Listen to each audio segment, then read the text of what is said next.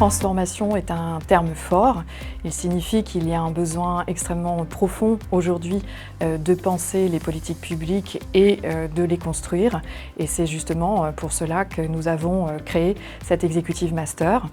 On le voit à plusieurs moments en fait dans cette fabrique de l'action publique. Au moment de la conception des politiques publiques, on voit qu'il faut beaucoup plus de décloisonnement et notamment tenter d'intégrer les sujets environnementaux, les sujets sociaux et les sujets économiques, donc dès l'amont, ça nous paraît très important. Ensuite, il y a la mise en œuvre des politiques publiques et là, on voit aussi qu'il y a des besoins très importants d'évolution.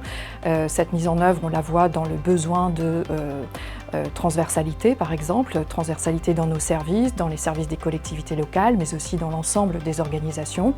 Également besoin de plus de transparence et donc ça invite à des réflexions en matière de communication. Ensuite, après cette phase de mise en œuvre, on va avoir une phase de gouvernance et là aussi, il y a beaucoup de choses à transformer. Alors bien sûr, ça concerne la place de l'usager, mais aussi la place des parties prenantes dans ces nouvelles formes de gouvernance. Il faut aussi retrouver de nouvelles formes d'association des citoyens en renouvelant le pouvoir citoyen et en rééquilibrant démocratie de participation, démocratie de représentation. On balayera un peu toutes ces raisons et puis j'insisterai parce que je pense que c'est important aujourd'hui sur le concept de soutenabilité au pluriel comme une des raisons de transformer et puis des boussoles pour les projets de transformation.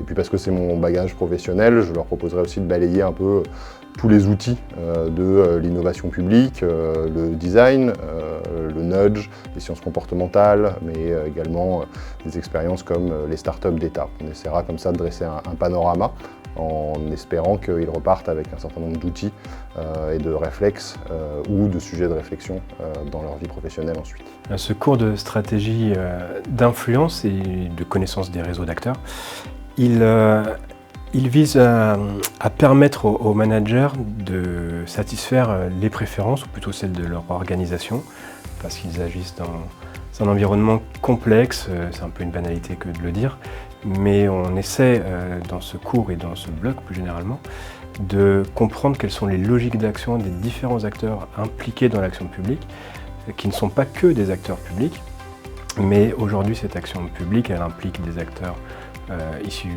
beaucoup du monde privé qui sont en interaction avec ces acteurs publics qui eux-mêmes sont très nombreux et en interaction entre eux.